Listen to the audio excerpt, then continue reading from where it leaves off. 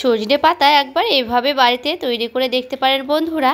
আর সজনে পাতার যে এতই গুণাগুণ আর পুষ্টিতে ভরপুর, সজনে পাতাতে কিন্তু প্রেশার বাড়া বা কমার সাহায্য করে।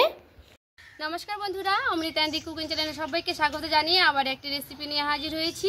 তো যে সকল বন্ধুরা আমার চ্যানেলে নতুন হয়ে এসেছেন তারা প্লিজ চ্যানেলটাকে সাবস্ক্রাইব করে রাখবেন, আর যারা ফেসবুক থেকে দেখছেন তারা পেজটাকে ফলো করে রাখবেন।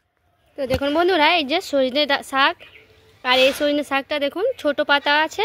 এটা জানেন বন্ধুরা, এটা মানে 12 মাস এই সজনে শাকটাতে মানে সজনে ডাঁটা ধরে। আর একটা গাছ আছে আপনাদের দেখাবো, সেই গাছটা কিন্তু শুধুমাত্র চৈত্র মাসেই হয়। তো দেখুন আজকে আমি 12 মাসের সজনে শাক দিয়ে কিন্তু আপনাদের রেসিপি দেখাবো। তো আমি এগুলোকে ডালগুলো তুলে নিচ্ছি। একটু মিহি মিহি আছে, খুব কচি কচি। এই শাকগুলো না খেতে খুবই ভালো লাগবে, তাই আমি আপনাদের দেখালাম যে পেরেই দেখাই। তো দেখুন আমি ছাদ থেকে পেরে নিচ্ছি সব সজনে শাকগুলোকে। তো দেখুন সবগুলোকে পেরে নিচ্ছি, তো চলুন দেখাচ্ছি। তো এই ডাল থেকেও মানে তুলে নিচ্ছি। আর দেখুন কতগুলো সবুজ গাছপালা হয়ে আছে আমাদের ছাদ থেকে, মানে ফাঁকা জায়গা আছে একটু, ওইখানে সবগুলো অনেকগুলো কিন্তু গাছ লাগানো আছে। আর এই যে দেখুন বন্ধুরা, এগুলো কাপ আমাদের বাড়িতে তৈরি হয় চা খাবার ভার, এগুলোতে কিন্তু চা খাই, তো পুরানো হয়। আর দেখুন এখানে তৈরি করে সেই চা খাওয়ার ভারগুলো। পরে একদিন আপনাদের সঙ্গে শেয়ার করব কিভাবে কাপ তৈরি করে। তো দেখুন আমি কিন্তু এই কটা তুলে নিয়ে চলে এসেছি, বেশি লাগবে না আমার, কিন্তু এই কটাতে হয়ে যাবে। শাকগুলোকে আমি ভালোভাবে এবার বেছে নিচ্ছি। আর এই যে দেখুন এইভাবে নিয়ে একটা একটা করে আমি বেছে নেব। অনেকে তো বাছতে মানে অনেকেই জানে। আর জানেন এই 12 মাসের শাকটা খেতে কিন্তু খুবই ভালো। আর চৈত্র মাসে যেটা মানে সজনে ডাঁটা হয় যেটা বললাম, সেটা কিন্তু খেতে খুবই ভালো। ওই শাকটাই আমার বেশি ভালো লাগে এই শাকের থেকে। তো দেখুন এইভাবে আমি ছিলে নিচ্ছি। ওই গাছটা আমি একদিন শেয়ার করব, মানে তারপরে ছাদে আছে ওই গাছটা। তো আমাদের ছাদে সেই সজনে মানে 12 মাসের শাকটাই আছে। মানে চৈত্র মাসে যে ডাঁটাটা হয় সেটা মানে পরের ছাদে আছে, দেখাবো আপনাদের সঙ্গে শেয়ার করব সেই শাকটা কেমন হয়। এই শাকের তুলনায় কিন্তু অনেক বড় বড় হয়, আর অনেক বড় বড় কিন্তু পাতাটাও হয়। তো আমি এইভাবে সবগুলোকে ছিঁড়ে নিচ্ছি, তারপরে আমি আপনাদের সঙ্গে দেখাচ্ছি।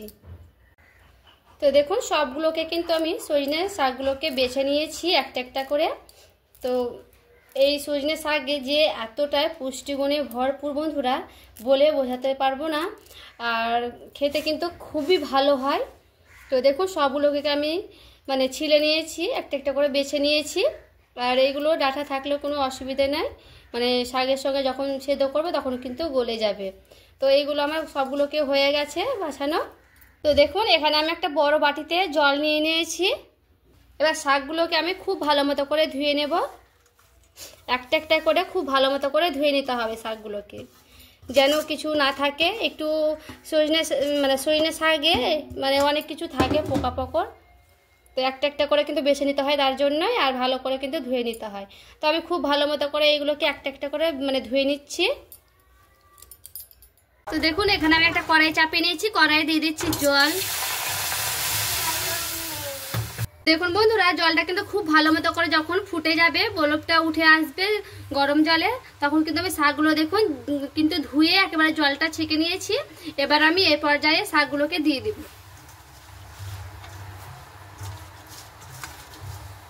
আর দেখুন সামান্য একটু হলুদ দেব।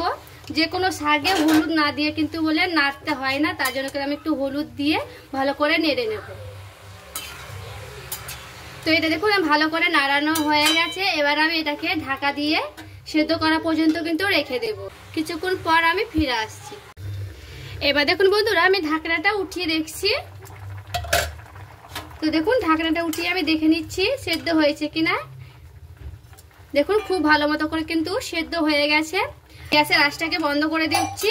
তারপর আমি সেই ফুটো বাটিটাতে আমি জলগুলো একেবারে গেলে তারপরে শাকগুলোকে ছেঁকে নিয়ে চলে আসছি। তারা দেখুন কড়াইটাকে খুব ভালো মতো করে পরিষ্কার করে নিয়ে চলে এসেছি।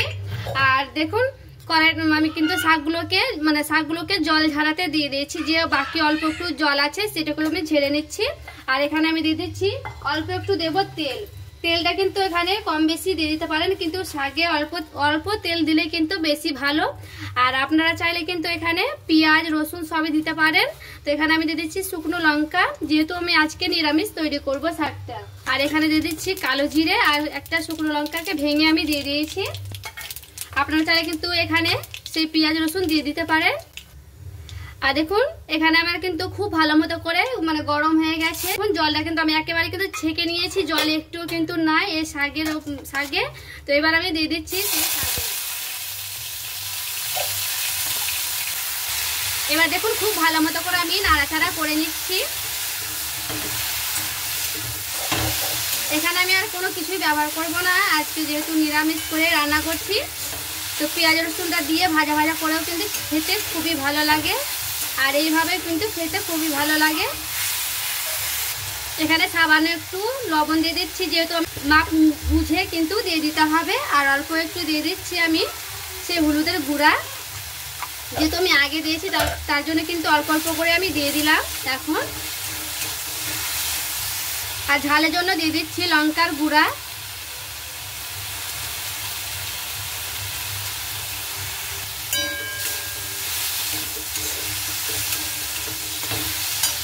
অল্প করে দিয়েছি লঙ্কার গুঁড়াটা দিয়ে খুব ভালো মতো করে আমি নাড়াচাড়া করে নেব। অল্প একটু দিয়ে দিচ্ছি চিনিটা দিয়ে খুব ভালো মতো করে নাড়াচাড়া করে নিচ্ছি। আর দেখুন কতটা সুন্দরভাবে কিন্তু শাকগুলো একেবারে গলে গেছে, দেখুন এরকম হয়ে যাবে। আর আপনারা চাইলে যদি মানে আরো গলিয়ে নিতে চান তো আরো গলানোও হবে, আর যদি মনে করেন আরো শুকনো শুকনো হবে সেগুলো কিন্তু শুকনো শুকনো করে নিতে পারে। তো দেখুন আমি এই পর্যায়ে কিন্তু এইভাবে শাকগুলোকে রান্না করে নিচ্ছি, 2-1 মিনিট ভালো করে মানে নাড়াচাড়া করে নিচ্ছি। দেখুন হয়ে গেছে আমার শাক রান্নাটা। এবার আমি নামিয়ে নিচ্ছি একটা প্লেটে। আর দেখুন বন্ধুরা সজনে শাকটাকে আমি কিন্তু নামিয়ে নিয়েছি, আর আমি দেখুন নিরামিষভাবে রান্না করেছি। আর আপনারা তাহলে কিন্তু আমিষ করে রান্না করে নিতে পারেন। তো কতটা পারফেক্টভাবে কিন্তু সেদ্ধ হয়েছে দেখুন একবার। সজনে শাকের ভর্তা একবার এইভাবে বাড়িতে তৈরি করে দেখতে পারেন বন্ধুরা, আমিষ বা নিরামিষ।